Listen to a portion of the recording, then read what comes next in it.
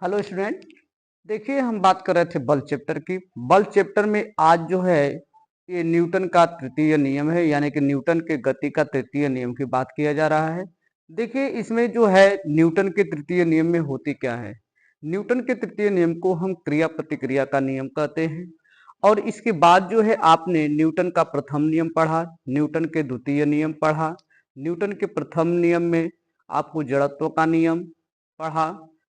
और उसमें फिर इसके बाद जो है न्यूटन के द्वितीय नियम जब पढ़े थे, F बराबर m इंटू ए में आपने सम किया। फिर इसके बाद जो है आपने संवेग पढ़ा, फिर इसके बाद आवेग पढ़ा है आपने, फिर संवेग तथा आवेग में संबंध पढ़ा। इसी के आधार पर हम बात करेंगे आज न्यूटन के तृतीय नियम का। न्यूटन के तृतीय नियम को हम क्रिया प्रतिक्रिया का नियम कहते हैं। देखिए न्यूटन के तृतीय नियम में क्या होता है। न्यूटन के तृतीय नियम में बहुत ही अच्छा ये उदाहरण है, आपके दैनिक जीवन का उदाहरण है। आप वो प्रक्रिया बार बार अपनाते हैं, या किसी से झगड़ा करेंगे, किसी से झगड़ा कर रहे हैं, आप लड़ाई कर रहे हैं, तो जितना बल आप जितना बल उस पर आप लगाएंगे उतना ही बल वो आप पर लगाएगा। लेकिन बस यही बात है कि थोड़ा सा इसको प्रदर्शित करने के लिए एक अलग नियम होता है। जैसे कहा जाता है कि जब एक वस्तु दूसरी वस्तु पर जितना बल लगाती है, दूसरी वस्तु भी विपरीत दिशा में उतना ही बल लगाती है। यानी कि कहा जाएगा कि जितना पहली वस्तु दूसरी वस्तु पर बल लगाती है, उतना ही बल दूसरी वस्तु जो है पहली वस्तु पर बल लगाती है। उसे ही कहते हैं हम क्रिया प्रतिक्रिया का नियम। उसे क्या कहते हैं?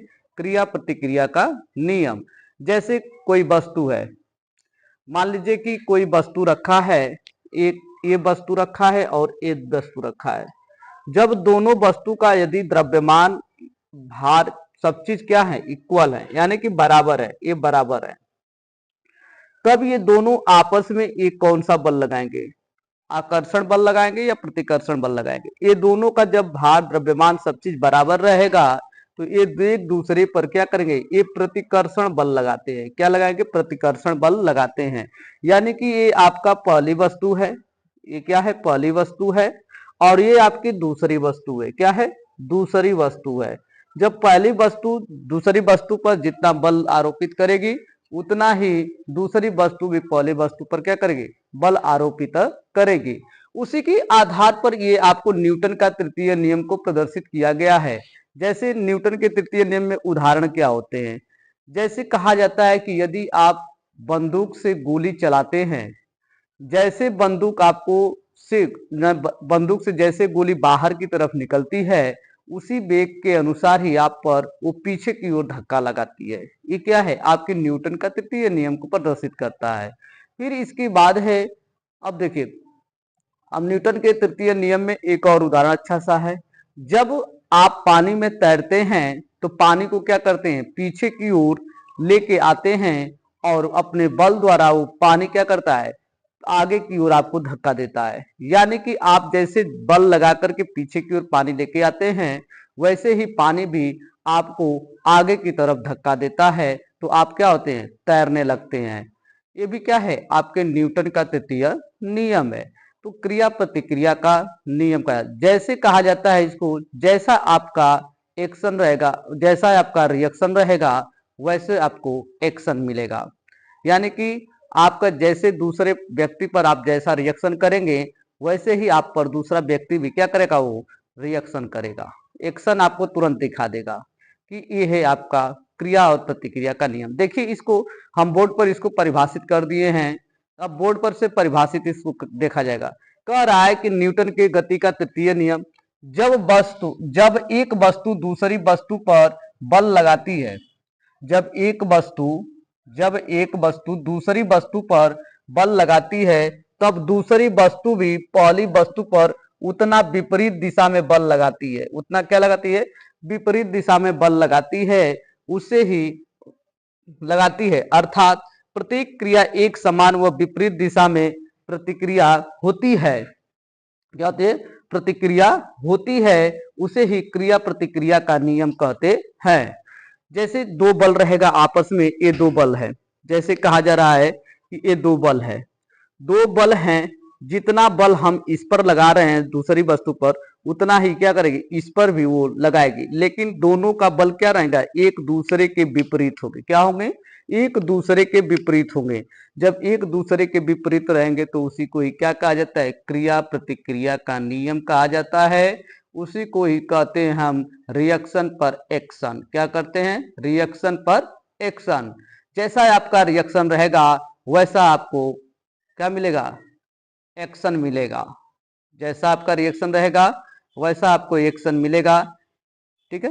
फिर इसी तरह से कहा गया है कि माना ए व बी दोनों पिंड एक दूसरे पर बल आरोपित कर रहे हैं, तब इस नियम के अनुसार पिंड ए द्वारा पिंड बी पर आरोपित बल लगेगा तो पिंड बी द्वारा ए पिंड पर विपरीत दिशा में बल, तो विपरीत दिशा में बल जब कार्य करेगा तो वह विपरीत दिशा में हमेशा बल को किस में रखा जाएगा, एक को माइनस में रखा जाएगा, एक को प्लस में रखा जाएगा।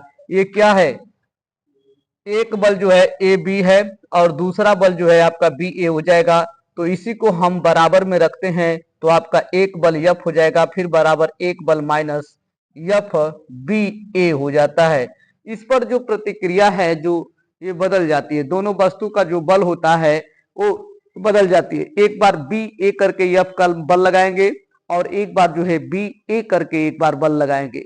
एक बार क्या लगाएंगे, जो है बल जो है ए बी करके लगाएंगे, फिर दूसरी बार जो है बी ए करके बल लगाते हैं। उसी में ही होता है क्रिया प्रतिक्रिया का नियम। देखिए अब इसी तरह से आपको एग्जाम्पल क्या है, सबसे जरूरी है आपको एग्जाम्पल याद रखना। इसका एग्जाम्पल होता है जब कोई तैराक पानी में तैरता है, जब कोई तैराक पानी में तैरता है, जब तैराकी करेगा पानी में तो उसमें भी क्या लगेंगे, आपकी क्रिया प्रतिक्रिया का नियम लगते हैं।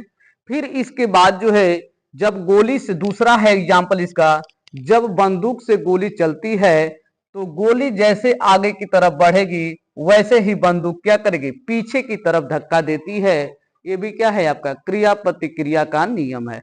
फिर इसके बाद जो है कह रहा है कि अब जैसे राकेट भी उड़ता है, अगर यहां से उड़ाया जाएगा, ठीक है, कोई सैटेलाइट को हम छोड़ते हैं पृथ्वी से, तो ये क्या करता है, अपने आसपास बहुत से सारे में ये प्रेशर बनाता है। जब प्रेशर बनाएगा, जब प्रेशर हो जाएगा तो ये क्या करेगा, फिर यह ऊपर की तरफ उड़ जाता है।